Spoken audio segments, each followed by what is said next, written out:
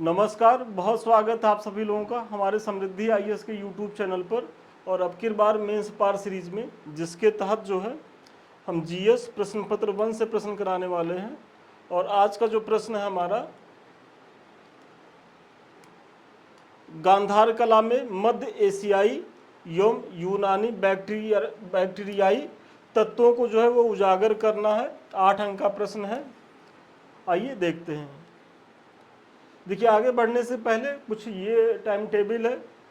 प्रत्येक जो है सुबह 9 बजे और इवनिंग में 4 बजे हमारे द्वारा इस सीरीज के तहत मंडे टू फ्राइडे जो है वो प्रश्न कराए ही जाते हैं। आप लोग देख ही रहे होंगे। इधर समृद्धि संस्थान के द्वारा 2 प्रयास किए गए हैं। इसमें जो है हमारी 2 फैकल्टी जुड़ी है आरओ के लिए। एक तो प्रभा मैम है, जिनकी जो क्लास आती है वो शाम को 6 बजे आती है और ये लाइव आती हैं। तो जो बच्चे हिंदी को लेकर के बहुत ज़्यादा परेशान रहते हैं कि सर हिंदी कैसे कवर करें, तो वो इनकी क्लास देखें, काफ़ी हेल्पफुल होगी। और दूसरी चीज़, विनीत पाठक सर के द्वारा जो है वो PYQ प्लस संभावित प्रश्न की जो श्रृंखला उनकी आरओ के समय आती थी वो फिर उनकी शुरू हो गई है। और उसका जो टाइम है वो 12 बजे से है दोपहर में। तो आप इस समय भी, जो आरओ वाले हमारे बच्चे हैं वो इस समय भी चीज़ों को देखते रहें।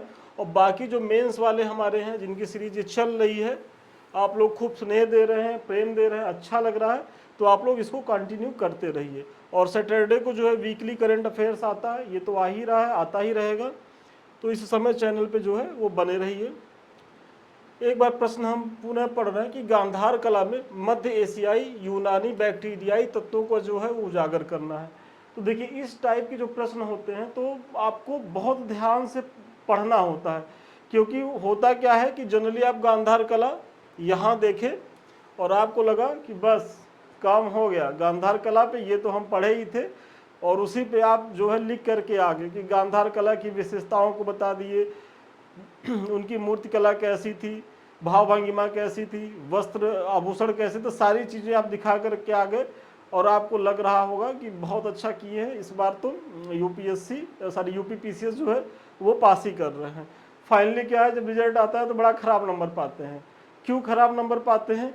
क्योंकि यहाँ गांधार कला में आपको मध्य एशियाई तत्व और यूनानी बैक्टीरियाई तत्वों को बताना है कि मतलब किस तरीके से गांधार कला जो है वो इन जो क्षेत्रीय जो कलाएं थी इनसे कैसे वो प्रभावित हुई हैं। अगर आप जो है गांधार कला का लोकेशन देखेंगे तो गांधार कला जो है जो उत्तरी अफगानिस्तान है, मतलब हमारा जो कश्मीर है उससे अगर देखा जाए तो तिरछे पे, अगर ये कश्मीर की चीज़ें, अगर थोड़ा सा कला मेरा खराब है, कैसे आपको बताएं, जैसे सपोज करिए ये अगर भारत का दक्षिण वाला हिस्सा है तो यहाँ तो कहीं कश्मीर होगा हमारा ये, और यहाँ फिर ये चीज़ें पाकिस्तान की हो गई, और यही जो चीज़ें हैं ये गांधार की चीज़ें हैं। मतलब गांधार जो है वो यहाँ स्थित रहा है और कभी जो है वो भारतीय भूभाग का ही हिस्सा रहा है। लेकिन चूंकि ये ऐसे क्षेत्र रहे कि राजाओं के द्वारा समय समय पर कभी कोई ताकतवर हुआ, कभी मध्य एशिया के जो शासक हैं, ईरान का कोई शासक है तो वो शक्तिशाली हुआ तो इस पर नियंत्रण किया, भारतीय शासक थे तो ये वो नियंत्रित किए, तो वो टाइम टू टाइम इस पे नियंत्रण स्थापित होते रहते थे। इसीलिए इस पे प्रश्न भी पूछा गया कि जो गांधार कला है इस पे जो है इसकी अपनी कितनी चीज़ें हैं, और इसमें जो है मध्य एशियाई तत्व और यूनानी बैक्टीरियाई तत्वों को भी जो है वो बताना है। तो इसमें जो है भूमिका आपकी जो है गंधार कला है, और गंधार कला को ही थोड़ा सा बता दीजिए कि गांधार कला क्या थी, यही आपके भूमिका का पार्ट हो गया। तो गांधार कला जो है वो प्रथम शताब्दी ईस्वी पूर्व से 7वीं शताब्दी ईस्वी के बीच वर्तमान उत्तर पश्चिम पाकिस्तान और पूर्वी अफगानिस्तान क्षेत्र में जो है वो विकसित हुई थी। मतलब आप बता रहे हैं कि गांधार कला का समय कब था, तो पहली शताब्दी ईस्वी पूर्व से लेकर के 7वीं शताब्दी ईस्वी तक, मतलब 800 सालों के दरमियान जो है गांधार कला का विकास हुआ। और उसका क्षेत्र कहाँ था, तो उत्तरी पाकिस्तान और पूर्वी अफगानिस्तान का जो क्षेत्र है, जो मैंने पीछे टूटा फूटा मैप बना करके आपको बताने का प्रयास किया। और देखिए हम यहाँ एक चीज़ आपसे कहेंगे कि जब ऐसी चीज़ें आए तो थोड़ा सा आप जो है उसको लोकेशन मतलब मैप पे देख लीजिए चीज़ें। इससे क्या होगी कि आपकी चीज़ें थोड़ा क्लियर होंगी कि भाई गांधार एक्चुअली में है कहाँ। फिर अगर मध्य एशियाई चीज़ें हैं तो फिर यूनानी सभ्यता है, फारसी सभ्यता है, तो वो सब चूंकि पास पास की चीज़ें थी। तो जब भाई अगर कोई भी कला संस्कृति डेवलप होगी तो सबसे ज़्यादा उसका प्रभाव आसपास की ही चीज़ों पे पड़ेगा, क्योंकि वर्तमान आधुनिक संसाधन तो है नहीं कि भाई आज के वैश्वीकरण के दौर में भारतीय अर्थव्यवस्था या भारतीय जो संस्कृति है वो पाश्चात्य संस्कृति से प्रभावित हो रही है, या पाश्चात्य संस्कृति जो है भारतीय संस्कृति से प्रभावित हो रही है। भाई आज तो ऐसा संभव हो रहा है इसलिए क्योंकि आज जो है संचार के आधुनिक जो है संसाधन डेवलप हो गए हैं। उस समय संचार के ऐसे कोई साधन तो थे नहीं, और ये जो आवागमन था या जो चीज़ें पहुंचती थी वो वही है कि जो आक्रमणकारी लोग होते थे, जो विजेता लोग होते थे, उन्हीं के द्वारा होती थी, और ये बहुत त्वरित नहीं होती थी, इसमें एक लंबा समय लगता था। और यही आप बता रहे कि गांधार कला के डेवलप होने में करीब करीब 800 साल लगा। और कोई भी क्षेत्र अगर 800 साल तक है तो ऐसा तो है नहीं कि वहाँ एक ही शासक या एक ही राजवंश का शासन रहेगा। भाई कभी भारतीय मजबूत हुए तो वो इस पे आए, कभी ईरानी शासक हुआ वो, कभी मध्य एशियाई शासक हुआ वो। तो यहाँ क्या है कि जब जैसे शासक आएंगे तो उनके हिसाब से चीज़ें बदलेंगी, प्रशासनिक व्यवस्था बदलेगी, सांस्कृतिक चीज़ें बदलेंगी, और वहाँ फिर एक नई नई कला का विकास होगा। तो यही आप बता रहे हैं। चूंकि यह क्षेत्र कई शासकों के राजनीतिक प्रभाव में आया, अतः इसके परिणाम स्वरूप यहाँ कला की एक मिश्रित शैली जो है वो विकसित हुई। और आपको भी ऐसे भूमिका को थोड़ा सा बहुत प्रभावी बना के लिखना होता है, क्योंकि अगर आप ये सोचेंगे कि आप जो है प्रश्न की कोई भी डिमांड हो और भूमिका तो वही कि जो हमको आएगा वो लिख करके आएंगे, तो विश्वास मानिए आपको अंक नहीं मिलेगा। यूपी पीसीएस में चाहे भूमिका हो चाहे निष्कर्ष हो, प्रत्येक पे जो है वो अंक मिलता है। तो यहाँ भूमिका, निष्कर्ष और बीच का पार्ट बहुत ध्यान से चीज़ें करनी होंगी, नहीं तो आप बेहतर अंक नहीं पाएंगे। और भूमिका में थोड़ा सा सारगर्भित हो, और भूमिका सदैव जो है वो परिचयात्मक होनी चाहिए। जनरली बच्चे करते क्या है कि भूमिका में निष्कर्ष लिखने लगते हैं, वो बहुत गलत अप्रोच है, उससे आप लोग बचिएगा। गांधार की मूर्तिकला की परंपरा में बैक्टीरिया, पारसिया और स्थानीय गांधार परंपरा का जो है वो संगम हुआ है। देखिए बैक्टीरिया वाला जो क्षेत्र था, अगर इस क्षेत्र को आप आधुनिक समय में समझेंगे तो वही जो अफगानिस्तान, उज्बेकिस्तान और तजाकिस्तान वाला जो अभी वर्तमान का क्षेत्र वही है बैक्टीरिया। और पर्सिया मतलब कौन? ईरान, जो वर्तमान में जो हमारा ईरान है उसके बारे में है। और स्थानीय जो गांधार परंपरा रही है, मतलब जो गांधार की जो लोकेशन रही है वो आप बता रहे हैं, का संगम हुआ है। इस कला शैली के वास्तविक संरक्षक जो है वो कुषाण रहे हैं, क्योंकि आप सभी जानते होंगे जो कुषाण के समय में जो उसका एक बहुत प्रतापी शासक था कनिष्क, तो कनिष्क के समय में सबसे ज़्यादा इस कला शैली का जो है वो विकास हुआ, जिसमें कनिष्क का नाम विशेष तौर पर उल्लेखनीय है। तो ये जो है चूंकि 8 अंक का प्रश्न है तो इससे ज़्यादा जो है भूमिका देने की ज़रूरत नहीं है। और यहाँ देखिए कितने व्यवस्थित तरीके से आपने गांधार कला के बारे में बताया, कैसे वो मिश्रित अगर कला है तो क्यों मिश्रित है। फिर उसके बाद कनिष्क की आपने चर्चा कर दी, इसका क्षेत्र क्या है और इसका जो है समय क्या है, सारी चीज़ों को आपने बताया।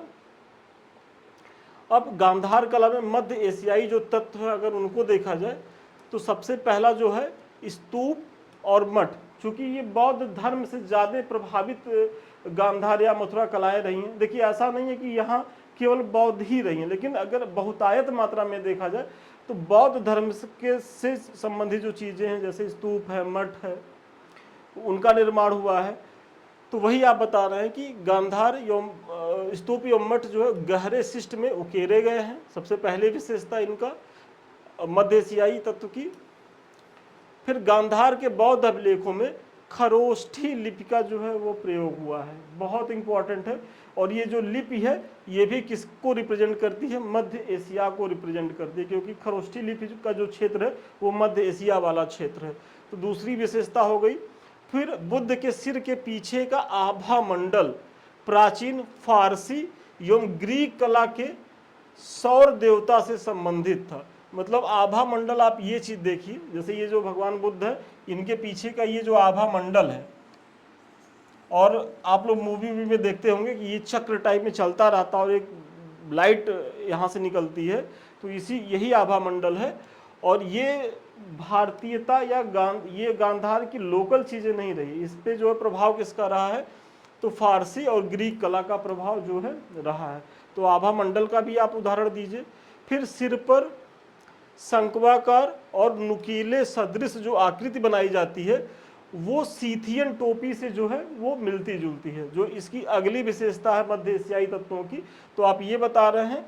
फिर गांधार कला में अग्नि पूजा का जो है बारंबार चित्रण मिला है, और अग्नि पूजा का जो प्राचीन जो साक्ष्य मिलता, तो अग्नि पूजक कौन थे, तो अग्नि पूजक बेसिकली ईरानी सभ्यता के लोग थे। मतलब ईरान में जो है अग्नि पूजा का प्रचलन व्यापक स्तर पे था, और गांधार कला में भी जो अग्नि पूजा हो रही थी, तो वो ईरानी परंपरा का ही जो है वो उदाहरण है। तो ये सारी चीजें आप बता रहे हैं मध्य एशियाई तत्वों का। अब आगे बढ़ने से पहले, ये हमारे 2 मेंस के बैच चल रहे हैं, अब की बार मेंस पर और शून्य से शिखर बैच। ये उन बच्चों के लिए जो इस बार मुख्य परीक्षा दे रहे हैं, तो इससे तो जरूर जुड़े, क्योंकि विश्वास मानिए यहाँ करीब करीब हम 450 प्रश्नों से ज़्यादा 500 करीब प्रश्न देंगे, और वो आपके प्रत्येक पेपर से प्रत्येक टॉपिक वाइज देंगे। तो सोचिए वो आपको लोगों के लिए कितने ज़्यादा जो है वो लाभदायक रहने वाली है। यहाँ क्या है कि डेली आप प्रश्न करेंगे, उसका मार्किंग होगा, उसका मूल्यांकन किया जाएगा, और फिर जो है मॉडल आंसर भी दिया जाएगा। और सेम यही प्रक्रिया यहाँ भी अपनाई जाती है शून्य से शिखर तक में भी। लेकिन ये क्या है कि ये वर्ष भर चलने वाला हमारा प्रोग्राम है, तो यहाँ प्रश्नों की जो संख्या है वो 2 से 4 तक ही रहती है। और यहाँ क्या है कि आप 8 प्रश्न पाएंगे, मतलब 6 जो है वो PDF के माध्यम से जो 6 टेस्ट होते हैं, और प्लस 2 हम YouTube के माध्यम से करा ही रहे हैं। तो ये जो 2 हैं ये तो हमारे सभी बच्चों के लिए हैं, लेकिन 6 आपको अतिरिक्त मिलेंगे, मतलब एक दिन में 8। और यदि आपको लग रहा है कि नहीं सर हम और करना चाह रहे हैं, तो ऐसा नहीं है, कोई रिस्ट्रिक्शंस, आप और ज़्यादा प्रश्न करिए, उसकी भी मार्किंग होगी, उसका भी मॉडल आंसर दिया जाएगा। तो आप दोनों बैचों में जिसके लिए योग्य हैं उससे जुड़िए। इसका जो कॉन्टेक्ट नंबर है 7303375007 पे आप संपर्क कर सकते हैं। आपकी कॉपी का इसी तरीके से मूल्यांकन होगा, जो भी आप भेजेंगे प्रॉपर वे में चेक की जाएंगी, और फिर जा करके इसी तरीके से मॉडल आंसर भी आपको दे दिया जाएगा। तो आप लोग जो है इससे जुड़िए और इसका लाभ उठाइए।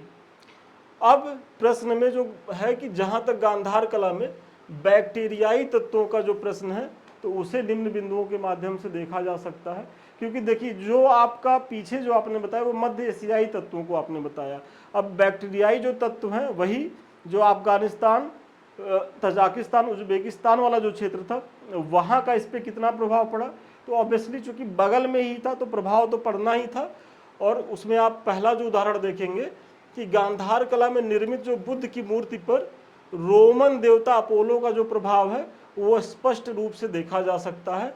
और ये प्रभाव किसका उदाहरण है, तो बैक्टीरियाई तत्व का ही उदाहरण है। फिर लहरदार बाल, कभी कभी चेहरे पर मूछें, भौहों के बीच उड़ना। उड़ना किसे कहते हैं कि जैसे ये अगर बुद्ध भगवान की आप देखें तो यहाँ अगर यही है उड़ना, मतलब मस्तक के बीच में एक बिंदी, या जो शंकर भगवान का जो त्रिनेत्र है तो वो भी उड़ना का ही एक उदाहरण है। जैसे एक बिंदु या तीसरी आंख, देखिए यहाँ मैंने लिखा भी है, तो इसी को उड़ना कहते हैं। लंबी कान की बाली, मतलब ये देखिए कान है तो कितनी लंबी जो है बाली है। आदि का अलंकरण भी जो बुद्ध की मूर्तियों में मिलता है उसे रोमन प्रभाव ही माना जा सकता है। मतलब देखिए यहाँ आप बुद्ध को देखिए कितने आकर्षक तरीके से ये फोटो आपको दिख रहा होगा। तो ये बेसिकली अगर देखा जाए तो ना तो हूबहू ये पूरा गांधार का रहा है, और भारतीयता का तत्व तो इसमें दिख ही नहीं रहा है। क्योंकि क्या है कि भाई भारतीय जो थे वो इस तरीके का अलंकरण उनके मूर्तियों में नहीं होता था। आप मथुरा कला में देखेंगे तो वहाँ सादगी पूर्ण चीज़ें दिखेंगी, भाई किस तरीके से कितना आकर्षक वस्त्र पहनाया गया है। और जो मथुरा कला से संबंधित मूर्तियाँ रही हैं वहाँ अगर वस्त्र पहनाया भी गया है तो गांधार कला के प्रभाव के तहत ही है, नहीं तो वहाँ जो है जो बुद्ध है वो नग्न अवस्था में है। और ये जो कान की बाली है, ये उड़ना है, ये सब जो चीज़ें, और पीछे का जो आभा मंडल है, ये सारी चीज़ें जो है ये गांधार कला की अपनी नहीं है, इसको जो है मध्य एशिया से या बैक्टीरियाई तत्वों से जो है मतलब एडॉप्ट करी गई हैं, मतलब वहाँ से ली गई हैं। तो वही आप बता रहे हैं। सांकेतिक अभिव्यक्ति जैसे शांति, तीक्ष्ण रूपरेखा, चिकनी सतह, भाव भंगिमा आदि विशेषताएं भी जो है वो रोमन प्रभाव को ही दिखाती हैं। मतलब जो बुद्ध भगवान की कई प्रकार की भाव भंगिमाएं हैं, तो उसमें भी जो कलात्मकता है, जो आकर्षक तरीके से दिखाया गया है, तो वो प्रभाव भी किसका है, तो वो मध्य एशियाई तत्वों का ही जो है वो प्रभाव देखा जा सकता है। इस प्रकार उपयुक्त विवरण से स्पष्ट है कि गांधार कला पर यूनानी बैक्टीरियाई प्रभाव था, किंतु इसमें भारतीयता के तत्व को भी देखा जा सकता है। अब आप कहेंगे सर भारतीयता का तत्व तो आपने बताया नहीं, तो आप ऐसे समझ लीजिए कि बुद्ध बेसिकली थे कहाँ के, वो हमारे भारत के थे। तो उनकी जो शरीर है, जो स्वाभाविक शरीर है, देखिए अलंकरण को हटा दिया जाए तो जो सबसे सिंपल बुद्ध हैं वो हमारे मथुरा कला से ही संबंधित है, क्योंकि इतिहासकारों का एक वर्ग का मानना है कि सबसे पहले जो बुद्ध की मूर्ति बनी वो मथुरा कला के अंतर्गत ही बनी, मतलब, और उसमें विशुद्ध भारतीयता का तत्व दिखाई देता है। अब उसी को लेकर के बाद में भाई उसमें जो है गांधार कला में जब वो चीज़ें गई तो उस पर जो है रोमन और ग्रीक प्रभाव दिखता है, बैक्टीरियाई तत्व दिखते हैं, तो बुद्ध थोड़ा आकर्षक हो गए, सुडोल हो गए, लहरदार कपड़े पहन रहे हैं, चेहरे के पीछे का आभा मंडल बहुत भव्य हो गया, इनकी भाव भंगिमाएं बहुत आकर्षक बनाई जाने लगी। यहाँ तक कि हद तो ये कर दिए तो सब कि बुद्ध भगवान को दाढ़ी मूछ भी बना दिए। तो ये सारी चीज़ें तो भारतीय चीज़ों में नहीं है।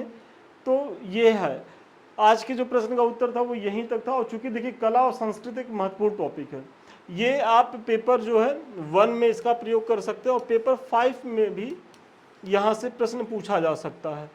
तो ये दोनों पेपर के लिए महत्वपूर्ण प्रश्न है और मुझे बहुत भरोसा है कि इस प्रश्न के माध्यम से न केवल आपको एक प्रश्न का मॉडल आंसर मिला होगा, बल्कि आर्ट एंड कल्चर में जो आप समस्या महसूस करते होंगे कि सर याद करते हैं, तो यहाँ देखिए याद करने की ज़रूरत नहीं है।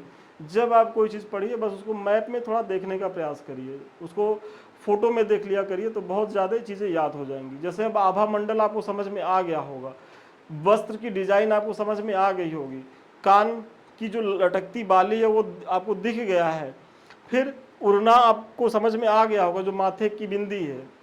तो ये सारी चीज़ें यदि आप जानते रहेंगे तो और बेहतर तरीके से आप लिखने में सहज होंगे, नहीं तो रटते रटते तो जान निकल जाएगी लेकिन यूपीएससी नहीं निकलेगा।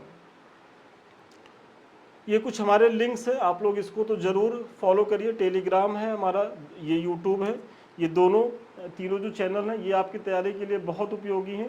तो यदि अभी तक आप लोग इसको सब्सक्राइब, लाइक, शेयर नहीं किए तो सारी चीज़ें करिए।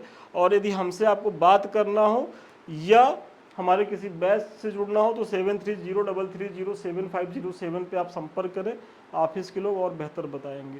तो चलिए आज के लिए इतना ही, पुनः मिलते हैं नए वीडियो में नए क्लास के साथ। तब तक के लिए धन्यवाद, शुभकामनाएं आपको।